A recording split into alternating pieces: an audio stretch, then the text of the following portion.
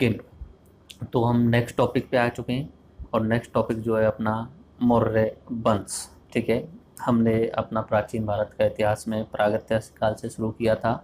उसमें मैं बता चुका हूँ पाषाण युग, धातु युग, उसके बाद में इंडस वैली सिविलाइजेशन हमने कवर कर लिया था। ठीक है, उसके बाद जब हम ऐतिहासिक काल में आए तो वैदिक युग देखा था। वैदिक युग में उत्तर ऋग वैदिक युग देखा था पहले, उसके बाद में उत्तर वैदिक युग। ठीक है, इसके समय पे जो मैंने आपको बताया था 1500 से 1000 बीसी का तो ऋग वैदिक है। 1000 से 600 का अनुमान लगाते हैं या 500 का अनुमान लगाते हैं, तो आप 500 मान लीजिए या 600 मान लीजिए, तो आपको इसमें कंफ्यूज नहीं रहना है, अनुमान फिक्स नहीं होता है इन चीज़ों में। ओके, तो 600 मान लीजिए जैसे कि, तो ये अपना उत्तर वैदिक हुआ था। उसके बाद में महाजनपद युग बताया था मैंने, और महाजनपद युग के साथ में ही मैंने मगध का विस्तार भी बताया था कि मगध का विस्तार कैसे हुआ था और मगध के विस्तार के क्या कारण थे, ये सब मैंने वहाँ पे क्लियर किया। उसके बाद हम धर्म सुधार आंदोलन की तरफ गए थे। कौन कौन से धर्म सुधार आंदोलन इंपॉर्टेंट रहे थे? जैन धर्म वाला और बौद्ध धर्म का, इन्हें डीपली और क्लियरली आपको समझाया था। और लास्ट लेक्चर में मैंने आपको इन दोनों के बीच में कंपैरिजन करते हुए आपको एक मैप के थ्रू बताया था। ओके, अब राइट नाउ हम नेक्स्ट टॉपिक की तरफ आ चुके हैं और नेक्स्ट टॉपिक जो अपना होने वाला है वो मौर्य वंश होने वाला है। ओके, मौर्य वंश में हम सारी चीज़ें देखेंगे। देखिए, मगध साम्राज्य के उदय के कारण एक बार दो से फिर से बता देता हूँ। भौगोलिक अवस्थिति का पूरा फायदा उठाया उन्होंने, लोहे की खानों की खोज हो गई, अधिक मजबूत हथियार बनाए जाने लगे, ये लास्ट लेक्चर में बता चुका हूँ। गंगा का मैदान अधिक उपजाऊ था, अधिक उत्पादन होने लगा, अधिक मात्रा में सेना का निर्माण हुआ, जंगलों से लकड़ी व हाथी की प्राप्ति होने लग गई, हाथियों को बड़े पैमाने पर उपयोग किया जाने लगा। ये सारे मैं बता चुका हूँ, तो मैं इसे छोड़ते हुए नेक्स्ट पे पहुंच जाता हूँ, मगध वंश के विभिन्न राजवंश। ठीक है, मगध वंश के विभिन्न राजवंशों में हर्यक वंश और शिशुनाग वंश, इन दोनों को कवर कर चुका हूँ और नंद वंश तक मैं आपको पहुंचा चुका हूँ। बट एक बार फिर से मैं यहाँ से शुरू करता हूँ हर्यक वंश। तो हर्यक वंश में मैंने आपको एक टाइमलाइन के थ्रू बताया था, बिंबिसार के बारे में, अजातशत्रु के बारे में और उदयन के बारे में। मैं हर्यक वंश के बारे में बता चुका हूँ, शिशुनाग वंश के बारे में बता चुका हूँ और नंद वंश के बारे में बता चुका हूँ। नंद वंश का जो अंतिम शासक था उसका नाम था धनानंद था। थोड़ा सा वो अय्याश था और उसे अपने राज्य से इतना ज़्यादा वहाँ पे कंट्रोलिंग सिस्टम नहीं था और एक तरीके से जो जनता थी वो अत्याचार का शिकार हो रही थी। तो उसके समय पे एक नई कहानी आती है मौर्य वंश की। मौर्य वंश की कहानी मैं आपको सुनाता हूँ। मौर्य वंश का टाइम पीरियड आप देख लेना, 321 से 185 बीस की। तो मौर्य वंश में सबसे इंपॉर्टेंट बात क्या है कि इस डायनेस्टी के बारे में ओवरव्यू देखते हैं क्या है, इसके सोर्सेज देखते हैं कि हमें कैसे पता चला कि मौर्य वंश का आपने जो इतिहास लिखा है वो सही है गलत है। इसके प्रमुख राजाओं को देखते हैं, मौर्य वंश के प्रमुख राजा कौन कौन से रहे और उनके क्या क्या योगदान रहे, साम्राज्य का एकीकरण कैसे किया और साम्राज्य का विस्तार कैसे किया उन्होंने, राजनीतिक स्थिति क्या थी, सामाजिक स्थिति क्या थी और आर्थिक स्थिति, ये तीनों ही देखेंगे। उसके बाद में मौर्य वंश का महत्व, अन्य महत्वपूर्ण तथ्य और मौर्य वंश कैसे समाप्त हुआ, ये सारी चीज़ें एक साथ में हम देख लेंगे। क्योंकि जब इतना महान शासक था जो मौर्य वंश, जो पूरे ऑल इंडिया को कवर करता था, वो समाप्त कैसे हो गया, ये सब देखेंगे। ठीक है, तो ये मौर्य वंश हम शुरू कर रहे हैं। इसका काल आप याद रख सकते हैं 321 बीसी से 185 बीसी तक। ओके, मौर्य वंश के बारे में सामान्य जानकारी, ये व्यक्ति आप जानते होंगे, शायद आपने इन व्यक्तियों के बहुत सारे सीरियल्स भी देखे होंगे और इनका नाम जो है वो भारत की राजनीति में बहुत ज़्यादा फेमस है। चाणक्य, कौटिल्य, ठीक है, और या विष्णुगुप्त, कुछ भी नाम बोल सकते हैं, चाणक्य, कौटिल्य या विष्णुगुप्त। आजकल ऐसे बोला जाता है कि अमित शाह जो है वो बीजेपी के चाणक्य, इस तरीके से नाम बोला जाता है, राजनीति के बहुत धुरंधर खिलाड़ी। तो ये एक ब्राह्मण थे चाणक्य जी, और ये धनानंद के पास में गए थे। ये तक्षशिला वाले इलाके में इधर की साइड में रहते थे और इन्होंने विदेशी आक्रमणों को देख लिया था कि भारत पर विदेशी आक्रमण हो रहे हैं उधर की साइड से, पाकिस्तान अफगानिस्तान वाले क्षेत्र पे। तो ये उस समय चाहते थे कि भारत एक संपूर्ण एकीकृत हो जाए, बहुत ही मजबूत शासन होना चाहिए भारत में, शक्तिशाली शासन होना चाहिए। उस समय शासन था धनानंद का। धनानंद के शासन में ये वहाँ जाते हैं और उनसे बोलते हैं कि महाराज जी, इस समय हमारे देश की, आपके शासन में जो स्थिति है वो खराब है, लोगों पे अत्याचार हो रहा है, टैक्स ज़्यादा ले रहे हो और आपने सेना को अधिक मजबूत नहीं किया हुआ है, विदेशी आक्रमणकारी आ रहे हैं और ऐसा ही चलता रहा तो भारत नष्ट हो जाएगा, हमारा देश नष्ट हो जाएगा, इस तरीके से उन्होंने बोला था। धनानंद अपनी ही मस्ती में मस्त था, तो उन्होंने चाणक्य को अपमानित कर दिया। उन्होंने चाणक्य को अपमानित तो करके बोल दिया कि हे ब्राह्मण, तुम कौन हो बीच में बोलने वाले, तुम मुझे समझाने वाले कौन हो।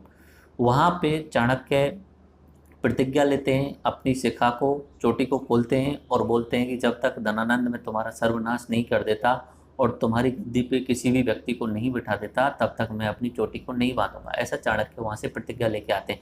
एक्चुअली इस कहानी में भी अलग अलग ट्विस्ट हैं, कुछ लोग थोड़ा सा अलग कहानी को बताते हैं, बट कहानी ओवरऑल में ये है कि धनानंद और चाणक्य के बीच में यहाँ पे अपमानित होने के कारण, चाणक्य के अपमानित होने के कारण एक प्रतिशोध की भावना हो जाती है चाणक्य में और धनानंद से बदला लेना चाहता है। और चाणक्य की विचारधारा जो है वो अर्थशास्त्र नामक एक पुस्तक है, अर्थशास्त्र नामक एक पुस्तक है जो राजनीति से संबंधित है, उसमें लिखे हुए हैं सारे के सारे विचार।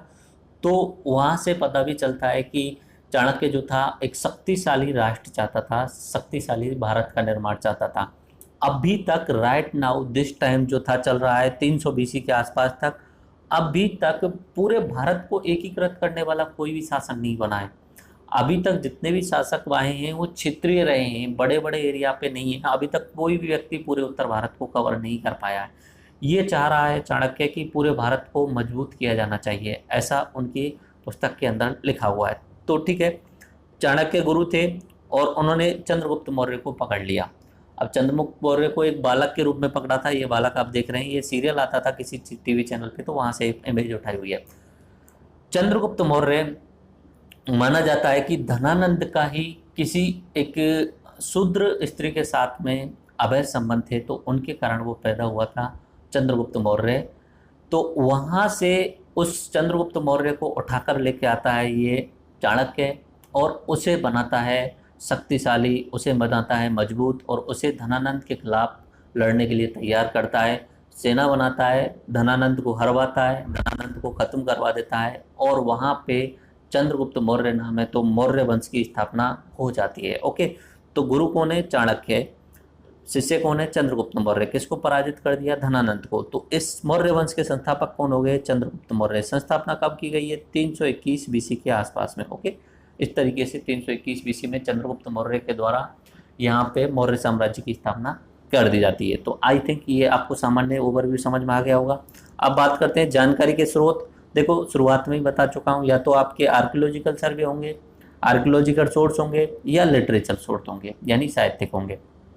आर्कियोलॉजिकल में नोमिस्मेटिक यानी कॉइन्स होंगे, स्मारक होंगे, ठीक है। उसके अलावा वस्तुएं या कलाकृतियाँ होंगी, उसके अलावा लिपि यानी इंस्क्रिप्शंस होंगी।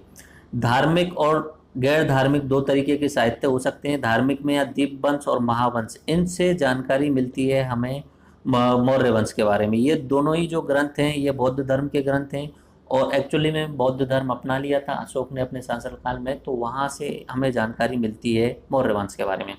मेगास्थनीज की पुस्तक है इंडिका।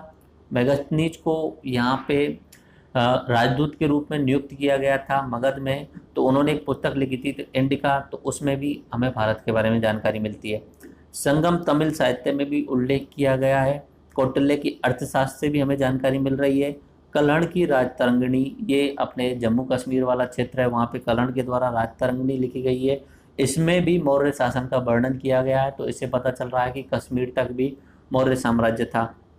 विशाखा दत्त के द्वारा मुद्रा राक्षस नामक कविता या पुस्तक लिखी गई है। कालिदास के द्वारा मालवी कांगी मित्रम नाम से यहाँ पे एक पुस्तक लिखी गई है। तो इन सब से हमें मौर्य साम्राज्य के बारे में पता चल रहा है। तो ये आप नाम याद रख लेना, पूछा भी जा सकता है। मेगास्थनीज के द्वारा लिखी गई पुस्तक, कौटिल्य के द्वारा पूछा ही जाता है ऑब्जेक्टिव टाइप में। कलहण के द्वारा लिखी गई पुस्तक, ये इस तरीके से पूछे जा सकते हैं, कालिदास वगैरह।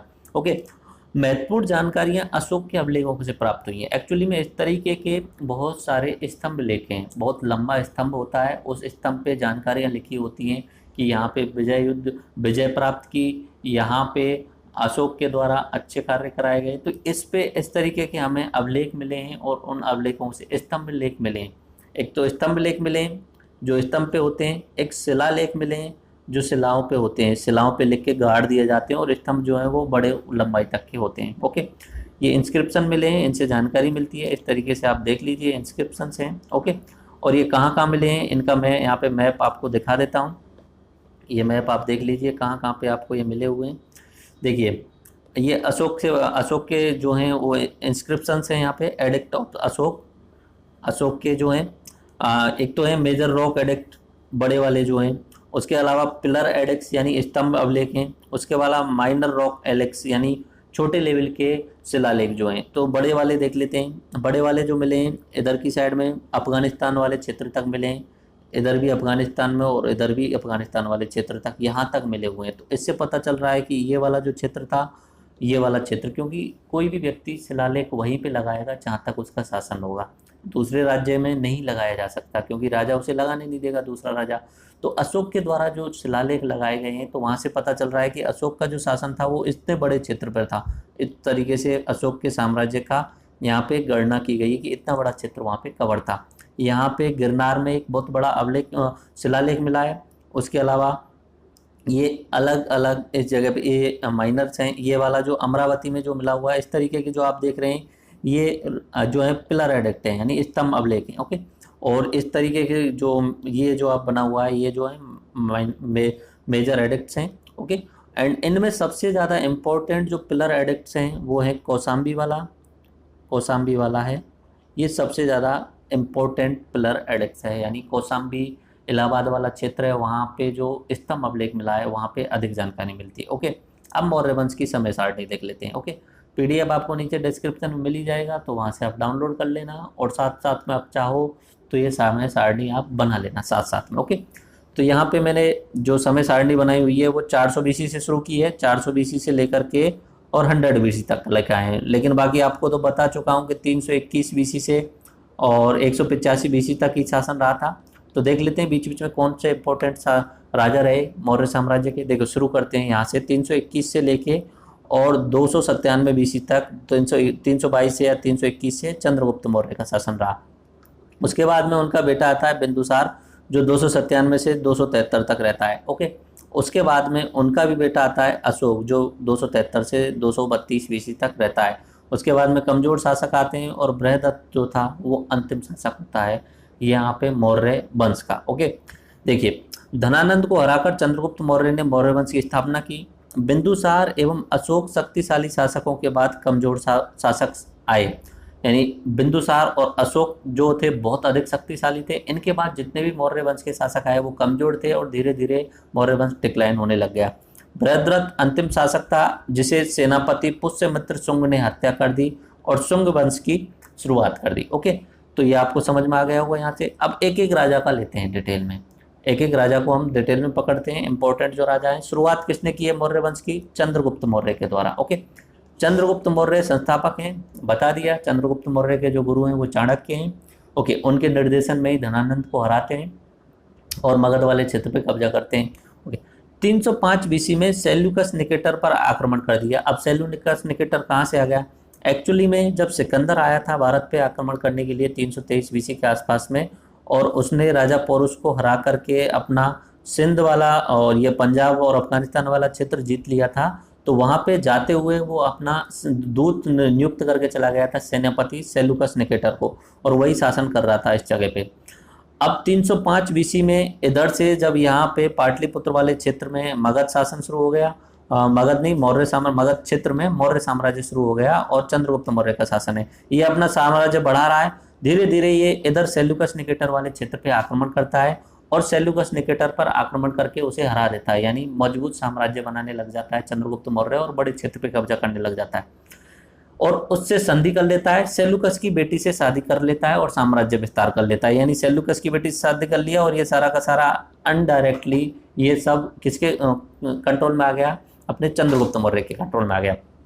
अब क्या होता है? मेगास्थनीज को राजदूत के रूप में मौर्य दरबार में नियुक्त किया जाता है। मेगास्थनीज जो था वो सेल्यूकस के साइड वाला था, उसे अपने यहाँ पे पाटलिपुत्र वाले क्षेत्र में राजधानी में राजदूत के रूप में नियुक्त कर दिया जाता है। ओके, जीवन के अंतिम वर्षों में जैन धर्म को ग्रहण कर लिया था इन्होंने और भद्रभाव के साथ श्रवणबेलगोला कर्नाटक चले गए थे, वहाँ संलेखना किया था। अब जब ये अंतिम समय में थे, जीवन के जब अंतिम समय में थे, तो उस समय जैन धर्म का चरमोत्कर्ष चल रहा था, तो उन्होंने जैन धर्म की अच्छाइयों को देखते हुए जैन धर्म को अपना लिया था और वो अपना जो क्षेत्र था मगध वाला क्षेत्र उसे छोड़ करके भद्रबाहु के साथ में श्रवणबेलगोला कर्नाटक की साइड में चले गए थे और वहाँ जाके उन्होंने संलेखना कर लिया। संलेखना एक जैन धर्म की प्रथा है जिसमें आप खाना पीना छोड़ देते हो और कंटिन्यूसली उपवास रखते हुए अपने आप का शरीर त्याग कर देते हो। इस तरीके की ये संलेखना वहाँ पे प्रथा है। तो ये आपको चंद्रगुप्त मौर्य समझ में आ गया होगा। संस्थापक थे। 305 में सेल्यूकट निकेटर पर आक्रमण किया, उनकी बेटी से शादी करके साम्राज्य विस्तार कर लिया। मेगास्थनीज के रूप में वहाँ पे राजदूत आया जिसने इंडिका नामक पुस्तक लिखी थी। अंतिम वर्षों में जैन धर्म अपना लिया और लास्ट में जाते जाते वो भद्रबाहु के साथ श्रवणबेला चले गए और वहाँ पे उन्होंने संलग्न कर लिया। तो ये जो आप मैप देख रहे हैं ये चंद्रगुप्त मौर्य का क्षेत्र था। देखिए कितना बड़ा क्षेत्र। ये पहली बार ऐसा हो रहा था कि बहुत बड़े क्षेत्र पर अपना भारत का शासन शुरू हो चुका था। इंडियन का जो सब कॉन्टिनेंट क्षेत्र था उस पर पूरा एक ही व्यक्ति शासन करने लग गया था। ये पहली बार ऐसा हो रहा था कि ये पूरा एरिया जो आप देख रहे हैं ये पूरा का पूरा कवर हो गया था उसमें। ओके, तो ये चंद्रगुप्त मौर्य का आप शासन देख लीजिए कहाँ कहाँ पे था। ओके, अब हम आगे बढ़ते हैं। नेक्स्ट जो है वो अपने बिंदुसार हैं। बिंदुसार का समय 298 से 273 बीसी का। ओके, इन्हें अमित्र घात के नाम से जाना जाता है, यानी दुश्मन का नाशक।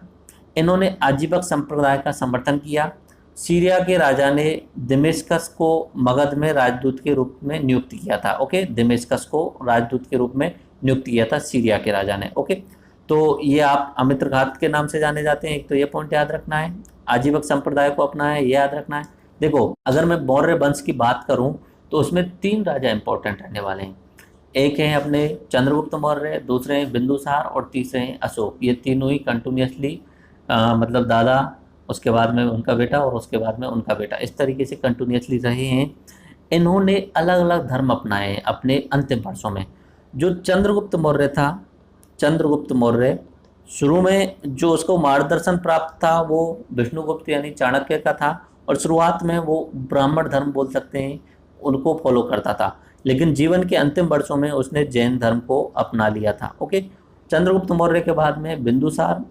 बिंदुसार ने आजीवक संप्रदाय को अपनाया था, आजीवक संप्रदाय का समर्थन किया था। और अशोक ने शुरुआती समय में तो वही ब्राह्मण धर्म का समर्थक था, लेकिन जो कलिंग का युद्ध हुआ था उसके बाद में उसने बुद्ध धर्म को अपना लिया था। ओके, तो नेक्स्ट जो अपना राजा आने वाला है वो अशोक ही है।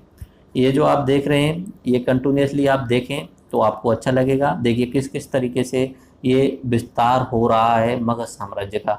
1 मिनट के लिए मैं यहाँ पे रोक रहा हूँ और आप कंटिन्यूसली देखते चलिए कैसे कैसे विस्तार हो रहा है। मैं आपको बोलता चलूँगा कि किस तरीके से विस्तार हो रहा है। ये मगध साम्राज्य का क्षेत्र है, मगध साम्राज्य का क्षेत्र है।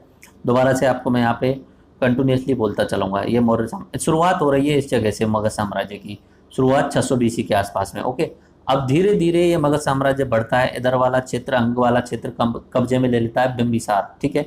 उसके बाद में अजातशत्रु आता है, वो इतना क्षेत्र कब्जे में ले लेता है। ओके, उसके बाद में आता है शिशुनाग वंश। शिशुनाग वंश जो है इधर की साइड में आता है। फिर नंद वंश जो आता है इतना बढ़ जाता है।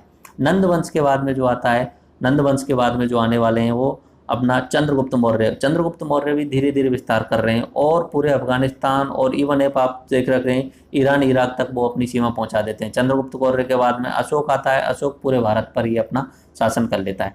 तो इस वाले जो मैप को मैंने यूज किया है ये विकिपीडिया से लेके आया हूँ मैं, और ये फाइल जो है आप देख सकते हैं कंटिन्यूसली अपने वीडियो को रिवाइंड करके। ओके, तो आपको पता चल जाएगा कैसे मगध क्षेत्र का विस्तार हुआ था। ओके, आगे बढ़ते हैं। अशोक द महान, ऐसा बोला जाता है कि भारत के जो सबसे ज़्यादा जो राज्य क्षेत्र जो कवर किया वो अशोक ने कवर किया था। उसके बाद अकबर का और औरंगजेब का भी माना जाता है। बाकी उसके बाद अंग्रेज आते हैं। वैसे एक बार और मैं आपको बता देता हूँ कि सबसे भारत को एकीकृत करने वाले जो बड़े बड़े राजा हैं, शुरुआत की है चंद्रगुप्त मौर्य ने, चंद्रगुप्त मौर्य। उसके बाद में अशोक के समय पे बहुत बड़ा शासन था। उसके बाद में गुप्त शासन आता है। गुप्त काल में भी भारत को फिर से एकीकृत किया जाता है। गुप्त काल के बाद में आता है, बहुत समय तक खाली सा गैप रहता है, थोड़े से समय के लिए हर्षवर्धन जो है वो उत्तर भारत के ज़्यादातर क्षेत्र को कवर कर लेता है।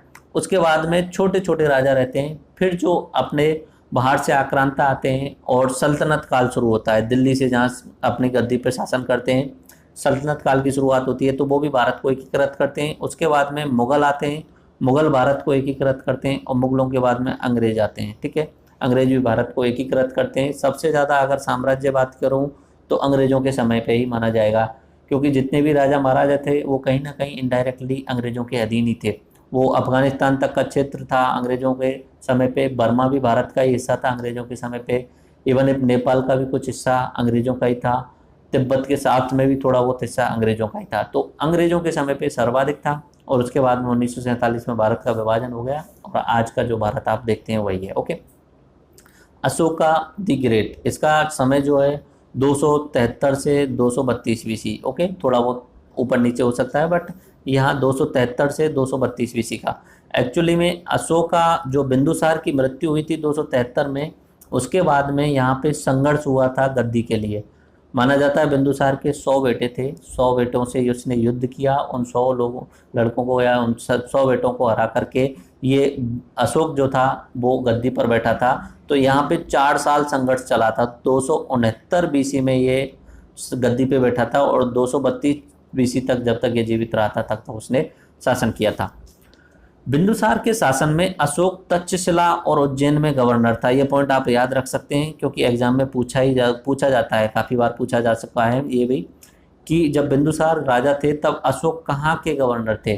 एक्चुअली में बिंदुसार ने अपने बड़े बेटे को वहाँ पे भेजा हुआ था, उसका नाम शायद सुसीम था, उसको वहाँ भेजा हुआ था तक्षशिला और उज्जैन के लिए, लेकिन वो संभाल नहीं पा रहा था उन्हें। तो वहाँ पे विद्रोह को दबाने के लिए अशोक को भेजा गया, और अशोक ने तक्षशिला और उज्जैन में बहुत अच्छे से विद्रोह को दबाया और अच्छा शासन चलाया था। ओके, बिंदुसार की मृत्यु के बाद में 4 वर्षों तक सत्ता का संघर्ष चला। 261 BC में कलिंग युद्ध के बाद में अशोक का हृदय परिवर्तन हुआ। वहां पहुंचने से पहले ये देखिए 273 में बिंदुसार की डेथ हुई, 4 वर्षों तक संघर्ष चला, तो 269 तक यहाँ पे क्या हो रहा है, संघर्ष हो रहा है, और 269 पे आने के बाद में अशोक जो है वो गद्दी पे बैठ जाते हैं। ओके, अब 269 से लेके 261 तक अशोक जो है वो काफ़ी क्षेत्र बढ़ा लेता है, और मोस्टली तो बिंदुसार जो था वो अपना ज़्यादातर क्षेत्र कवर कर चुका था। कलिंग का युद्ध होता है, कलिंग यानी आज के समय का उड़ीसा वाला क्षेत्र, वो बचा हुआ था उस समय तक, अशोक के समय तक। तो अशोक ने कलिंग अभियान चलाया था 261 BC में, और ये कलिंग का जो युद्ध हुआ था, कलिंग के लोगों को अपनी धरती बहुत ज़्यादा प्यारी थी, तो वहाँ सेना के साथ में लोग भी जो थे वो भी युद्ध में आ गए थे। तो कलिंग के युद्ध में माना जाता है कि 2.5 लाख से ज़्यादा लोग मरे थे, 2.5 लाख से ज़्यादा मौतें हुई थी उसमें। और जब कलिंग का युद्ध खत्म हो चुका था, अशोक जीत चुका था, तो वो जो ग्राउंड, जिस मैदान पे युद्ध हुआ था, तो उसे देखने निकला था, तो वहाँ चारों तरफ उसने जब लाशें ही लाशें देखी, लोग मरे हुए असहाय लोग उसने देखे, तो उसका हृदय परिवर्तन हो गया कि यार इतना मैं कहीं ना कहीं पाप कर रहा हूँ क्या। तो कलिंग के युद्ध के बाद में उसका हृदय परिवर्तन हुआ, बहुत सैनिक और नागरिक मारे गए थे। अशोक ने दिग्विजय से धम्म विजय का रास्ता अपना लिया, यानी अब हम हथियार के बल पर नहीं जीतेंगे, अब हम धम्म विजय के आधार पे, यानी अपना शांति का संदेश ले जाकर लोगों तक पहुंचाएंगे, उनके लिए कल्याणकारी योजनाएं ले जाएंगे, उसके आधार पे हम साम्राज्य विस्तार करेंगे।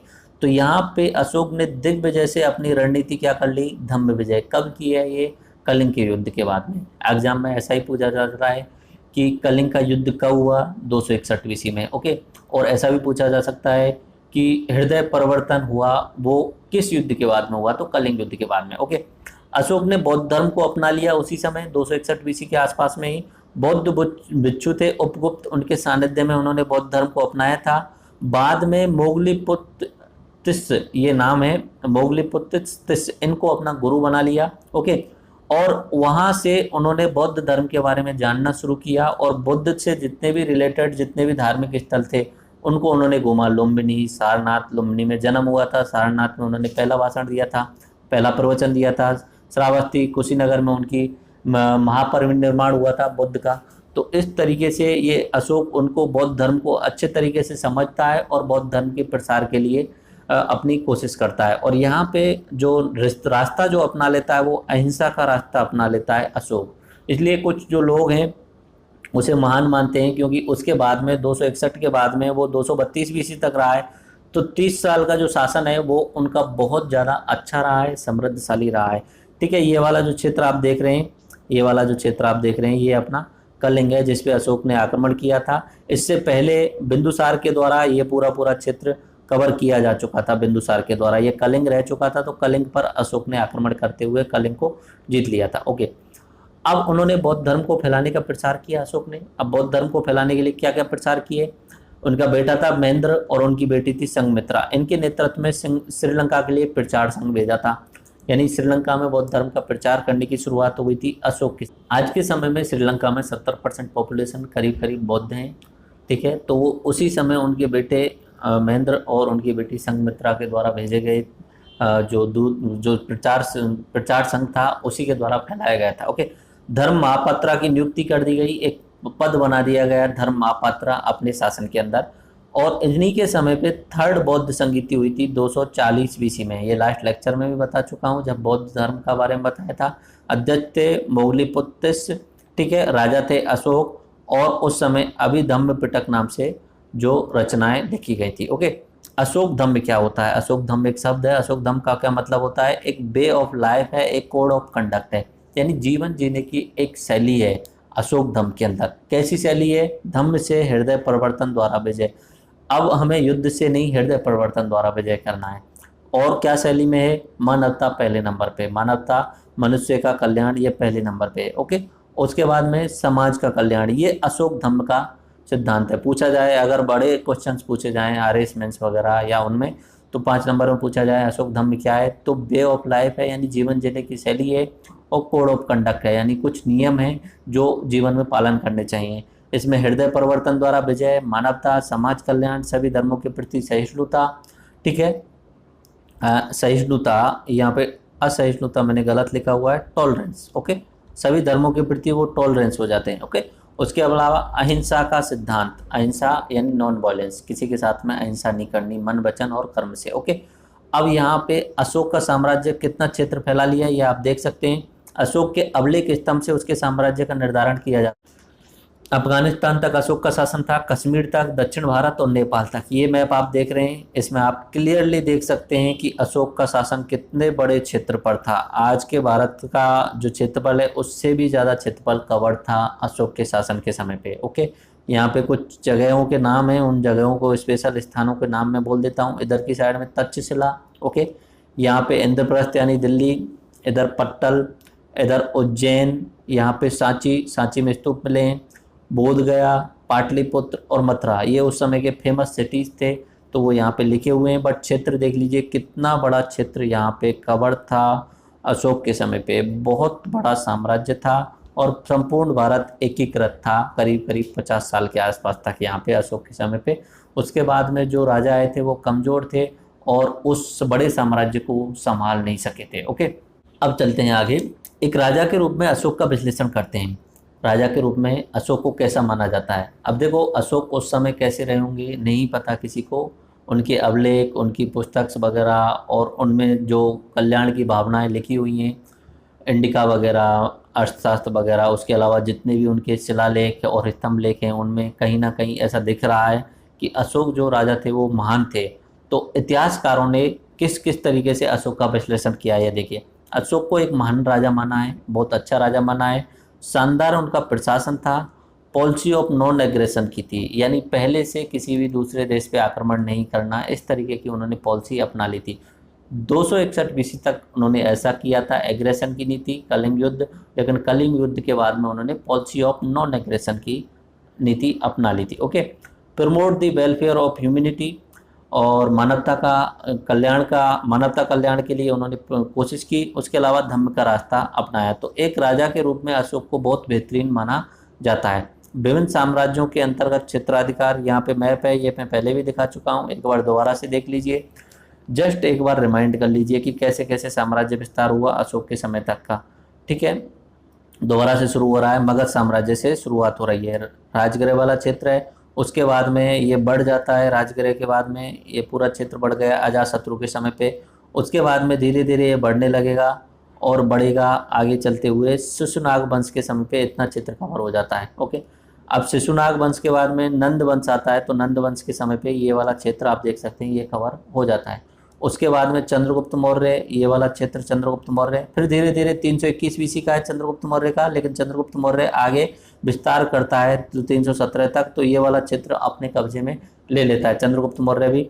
उसके बाद में 303 ईस्वी तक आते चंद्रगुप्त मौर्य बहुत बड़ा साम्राज्य विस्तार कर लेता है इस तरीके से। ओके, उसके बाद में अपना बिंदुसार आने वाला है, और चंद्रगुप्त मौर्य और बिंदुसार दोनों नीचे वाले साउथ में भी चले जाते हैं, और अशोक जो है अशोक कलिंग वाले क्षेत्र को भी अपने राज्य में मिला लेता है। ओके, अब लेटर मौर्यंस, अब हम तीन जो प्रमुख राजा थे वो देख चुके, चंद्रगुप्त मौर्य देख चुके, उसके बाद में बिंदुसार देख चुके, और उसके बाद में अशोक देख चुके। अशोक का हम राजा के रूप में विश्लेषण कर चुके, एक महान राजा के रूप में।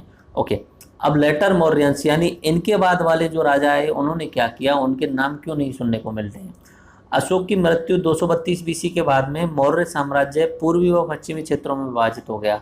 मौर्य साम्राज्य के दो भाग बन गए और दो भागों में ये विभाजित हो गया मौर्य साम्राज्य। ओके, यवन और यूनानियों के आक्रमण शुरू हो गए। यवन और यूनानी जो हिंदुकुश पर्वतमाला है वहाँ पे बीच बीच में दर्रे बने हुए हैं, उनके थ्रू आते और अफगानिस्तान, पाकिस्तान, पंजाब वाले क्षेत्र पे आक्रमण करना शुरू कर चुके थे, क्योंकि यहाँ पे ये जो साम्राज्य ये कमजोर हो गया है, साम्राज्य कमजोर हो गया है, और राजा जो हैं वो छोटे छोटे लेवल पे चले गए हैं। एक बड़ा साम्राज्य नहीं है, शक्तिशाली साम्राज्य नहीं है, तो विदेशी आक्रमणकारी ऑटोमेटिक ही आ जाएंगे।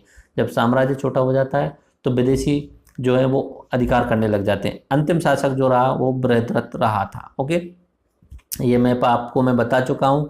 अब ये देखें कि जो समय था अशोक का, अशोक के समय पे जो प्रशासन था वो किस किस तरीके से बटा हुआ था। एक्चुअली में अशोक के समय पे 5 गवर्नेंस वाले 5 जो बोला जाता है प्रांत बटे हुए थे, 5 प्रांत बटे हुए थे। 5 प्रांत कौन कौन से थे?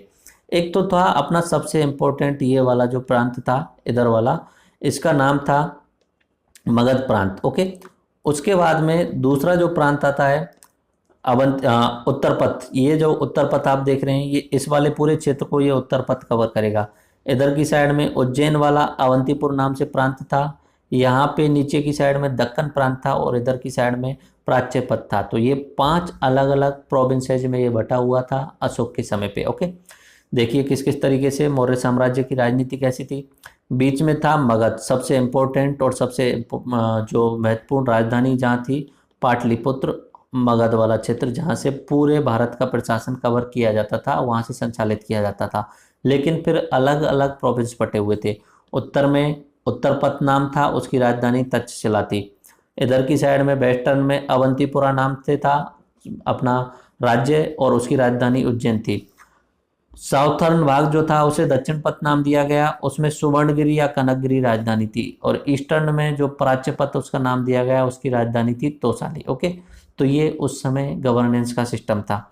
बहुत विकसित गुप्तचर व्यवस्था थी। ये गुप्तचर व्यवस्था जो यहाँ पे शुरू हुई है, इसके कारण क्या होता है, राज्य के अंदर अगर कोई चाल चल रहा है राजा को हराने की, राजा को मारने की या विद्रोह करने की, तो वो सारी चालें पहले ही पता चल जाती थी। और गुप्तचर व्यवस्था इवन इफ आपकी सीमाओं के बाहर भी थी, जैसे कि आज के समय पे अपना रॉ वगैरह होता है जो विदेशों में अपने गुप्तचर भेज के रखता है, और कहाँ कहाँ से क्या क्या एक्टिविटी होती है ये सारी सूचनाएं लेता रहता है।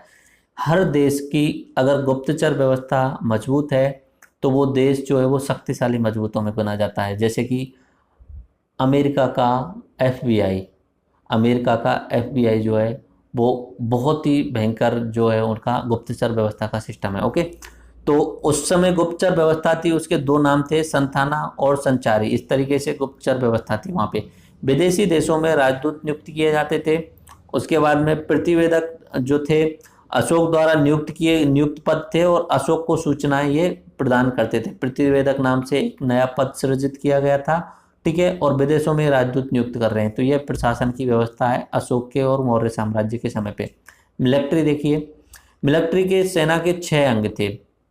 कैवलरी यानी पैदल सेना, उसके बाद में एलिफेंट यानी हाथी, इन्फेंट्री तोप गोला, इस तरीके से। उसके बाद में नेवी, ये जो होगा अपना तीर बाण वाले जो होते हैं उस तरीके से। उसके अलावा नेवी के बाद में चैरियोट्स और ट्रांसपोर्ट एंड सप्लाई सिस्टम, अगर कोई कमी हो रही है तुरंत सप्लाई करने वाले। तो 6 अंग थे, आपको 6 अंग आपको याद रहने चाहिए। ओके, उसके बाद में सेनापति द्वारा नियंत्रण होता था सेना पर। सैलरी का नगद भुगतान किया जाता था। यहाँ पे भी ये स्पेशल बात है मौर्य साम्राज्य की, जो भी सेना में भर्ती थे उन सबको नगद कैश में ट्रांसफर किया जाता था। ओके, जनगणना, ये इस समय की सबसे खास बात है मौर्य साम्राज्य की। सोच के देखिए, आज से 2300-2400 साल पहले एक पूरे साम्राज्य के अंदर सेंसस जनगणना कराई जाती थी। सोच के देखिए, ऐसा होता था वहाँ पे। एक्चुअली में नियमित रूप से जनगणना होती थी वहाँ पे, और स्थायी संस्थान बनाए गए थे जनगणना के लिए। उसमें ग्रामीण क्षेत्र की जनगणना के लिए ग्रामीण अधिकारी होते थे और शहरी क्षेत्र के लिए नागरिक का नाम से अधिकारी होते थे। एकत्रित डाटा को गुप्तचरों द्वारा पुनः चेक किया जाता था, पुनः भी चेक किया जाता था। जनगणना उन्होंने जो अधिकारी हैं, ग्रामीण अधिकारी और नगरिका, इनके द्वारा तो दी गई, उसके बाद में फिर से उन्हें रीचेक किया जाता था। नहीं कि आज का कैग जो होता है एक तरीके से वो सारे डाटाओं को रीचेक करता है, तो गुप्तचरों के द्वारा पुनः चेक किया जाता था कि कहीं गड़बड़ी तो नहीं की गई है। जनगणना के फायदे क्या थे या उस समय उन लोगों को जरूरत क्या थी? एक तो नियमित रूप से करारोपण किया जा सके, टैक्स जो है वो कंटिन्यूसली पता चलता रहे, तो उसमें लोगों की आय वगैरह भी शामिल की जाती होगी, तो पता चलता रहता होगा कि किस व्यक्ति ने टैक्स जो है वो नहीं दिया। इस तरीके से जनसंख्या के आने जाने का भी ट्रैक रहता था कि कौन लोग यहाँ से स्थानांतरित हो गए, कौन नए लोग आ गए। इस तरीके से ये जनसंख्या के फायदे थे जनगणना के। ओके, वहाँ पे स्वास्थ्य की जो सिस्टम थे अशोक के समय पे बहुत अच्छा था। एक्चुअली में वहाँ पे चिकित्सा व्यवस्था में बहुत ज़्यादा मजबूती थी, यानी अच्छे अच्छे अस्पताल थे और चिकित्सक को भेषज नाम से जाना जाता था। अस्पताल थे, सुव्यवस्थित अस्पताल थे जिनमें भेषज और नर्स रहती थी। भेषज का मतलब हुआ चिकित्सक, आज के समय के डॉक्टर हैं उन्हें भेषज बोला जाता था उस समय। ओके, तो एग्जाम में पूछा जा सकता है ये कि मौर्य साम्राज्य में चिकित्सकों को किस नाम से बोला जाता था? तो भेषज नाम से। इलाज पूर्णतः मुफ्त था राजा के द्वारा, सरकारी पब्लिक सिस्टम के द्वारा इलाज पूर्णतः मुफ्त था, ये सरकार का काम था उस समय भी।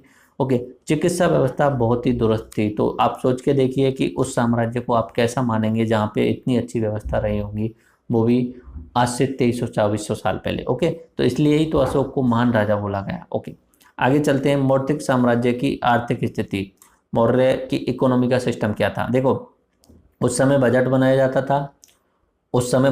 जाता था, पर ईयरली वार्षिक विवरण तैयार किया जाता था जिसमें आय का और खर्चा का लेखा जोखा लिखा जाता था। ये तभी तो मौर्य साम्राज्य इतने अच्छे चित्र को कवर करके रख चुका था। ओके, लेकिन अशोक के बाद में ये सारा सिस्टम गड़बड़ाने लग जाएगा, तो फिर मौर्य साम्राज्य धीरे धीरे टूट जाएगा और बिखर जाएगा। कारण देखते हैं लास्ट में क्यों बिखरा।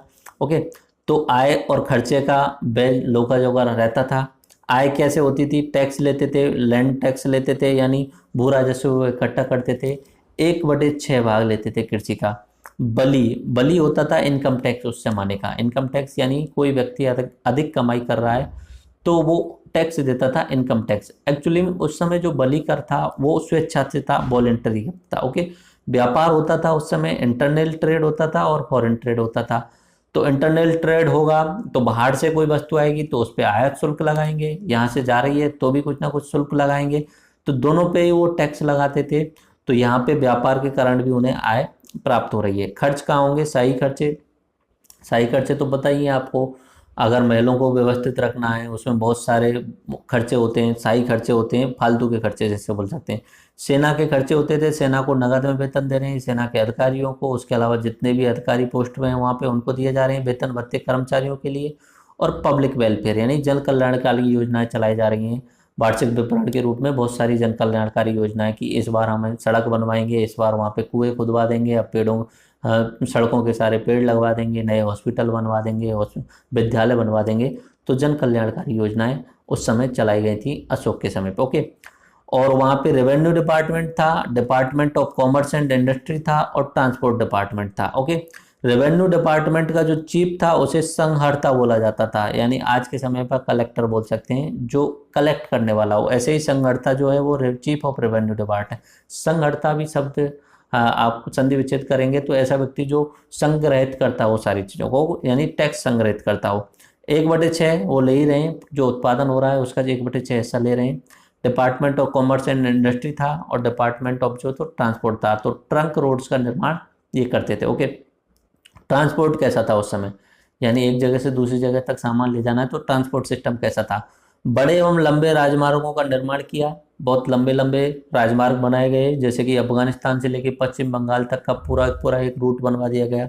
ओके, रास्तों के दोनों तरफ सघन वृक्ष लगाए गए, जो आज के समय पे अपने नितिन गडकरी जी बहुत कोशिश कर रहे हैं पर्यावरण को प्रदूषण होने से, प्रदूषित होने से बचाने के लिए।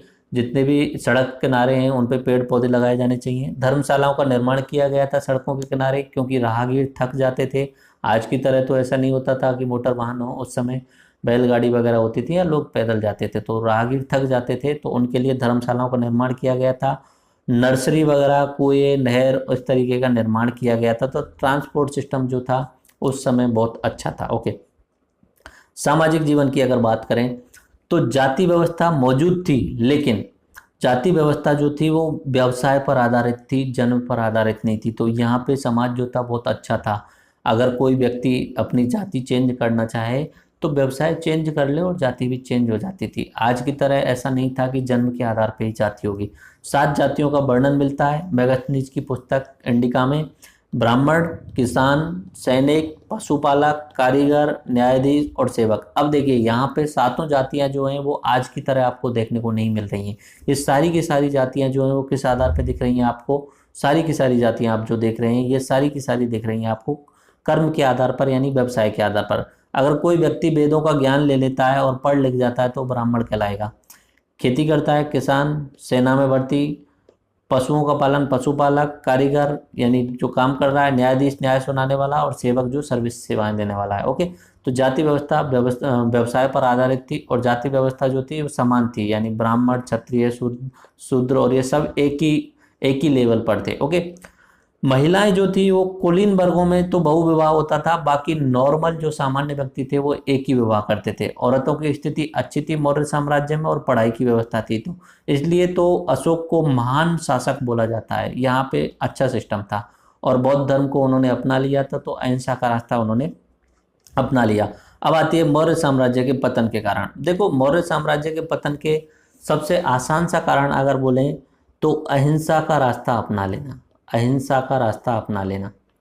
एक्चुअली में कोई भी देश हो, कोई भी शासन हो, वो अहिंसे के रास्ते पे नहीं चल सकता। राजनीति कभी भी अहिंसा के आधार पे नहीं चलती है। आपकी पॉलिसीज हो सकती हैं नॉन एग्रेशन की, किसी दूसरे पे पहले से आक्रमण नहीं करना, ये अच्छी बात है। लेकिन आप पूर्ण रूप से नॉन वायलेंस अगर ग्रहण कर लेंगे तो निश्चित सी बात है दूसरा व्यक्ति आप पे हिंसा करने वाला है, और आप चाहते हैं कि हम अहिंसक रहेंगे तो आप पे वो अधिकार कर लेगा। ओके। तो नॉन एग्रेशन तक तो ठीक था, लेकिन जितना ज़्यादा अहिंसक होते गए उधर विदेशी आक्रमणकारी आते गए, और लोकल क्षत्रप यहाँ पे भारत में जनरेट होने लग गए। तो मेन कारण था अहिंसा वाला ये रास्ता। ठीक है, ये सबसे बड़ा कारण माना जाता है। उसके बाद दूसरा कारण माना था तो ब्राह्मणों की नाराजगी। अब ब्राह्मण क्यों नाराज थे? क्योंकि वो ऋग्वेद के समय के बाद में उत्तर वैदिक काल में उन्होंने एक सिस्टम बनाया था जिसमें ब्राह्मण खुद को ऊपर ही ऊपर बैठा चुके थे, और बैठ करके अपना एक ही जगह पे बैठे रहते थे, लोगों को मूर्ख बना करके, और वो अपना शासन चलाते थे एक तरीके से। तो ब्राह्मण यहाँ पे मौर्य साम्राज्य में जब उन्होंने बौद्ध धर्म अपना लिया तो ब्राह्मणों की उतनी वैल्यू नहीं रही जो मौर्य साम्राज्य से पहले थी। यानी बैठे बैठे उनको खाने को नहीं मिल रहा था, और राजा उनकी ज़्यादा नहीं सुन रहा था, ब्राह्मण साइडलाइन हो गए थे। तो ब्राह्मण अपनी उस वैल्यू को फिर से प्राप्त करना चाह रहे थे।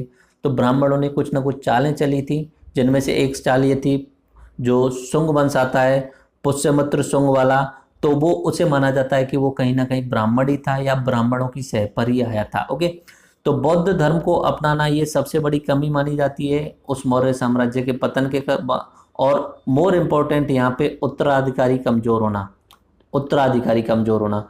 अशोक ने तो अहिंसा के रास्ते पे भी अपना शासन अच्छे तरीके से चलाया था, क्योंकि वो नॉन एग्रेशन की नीति अपना रहे थे, लेकिन वो खुद से मजबूत थे, उनकी रणनीतियां मजबूत थी, तो उन्होंने अपना शासन अच्छे से चलाया। उसके बाद में जैसे ही अशोक की मृत्यु हुई, मौर्य साम्राज्य 2 भागों में बट गया और धीरे धीरे बिल्कुल डिक्लाइन होता चला गया। और बाकी निश्चित सी बात है कि कोई भी शासन लंबे समय तक नहीं चलता। 200-300 साल अगर चल रहा है तो बहुत बड़ी बात है। ओके। ऐसा कुछ भी नहीं है कि ज़्यादा लंबे तक चल जाए। ओके।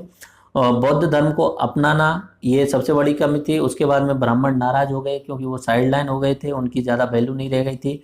जानवरों और पक्षियों को शिकार नहीं कर सकते थे बौद्ध धर्म अपनाने के कारण, और युद्धों में कमी हो गई, यानी युद्ध करना ही नहीं चाहते थे। एवं एक सेना भी भूल गई युद्ध करना कैसे होता है। तो विदेशी आक्रमणकारी आएंगे तो वो सेना को आसानी से हरा देंगे। ब्राह्मणों की आय में कमी हो गई। आय में कमी क्यों हो गई? क्यों बौद्ध धर्म अपना लिया तो ब्राह्मणों के जो कर्मकांड होते थे वो नहीं हो पा रहे हैं। अब कर्मकांड से ही तो उनकी इनकम होती थी। ठीक है। और प्राकृतिक भाषा में अभिलेख लिखे गए, तो इससे पता चल रहा है कि ब्राह्मणों की जो भाषा थी संस्कृत, तो उसे इग्नोर कर दिया गया, जो लोगों की समझ में तो नहीं आती थी, लेकिन प्राकृतिक भाषा यूज की जा रही है।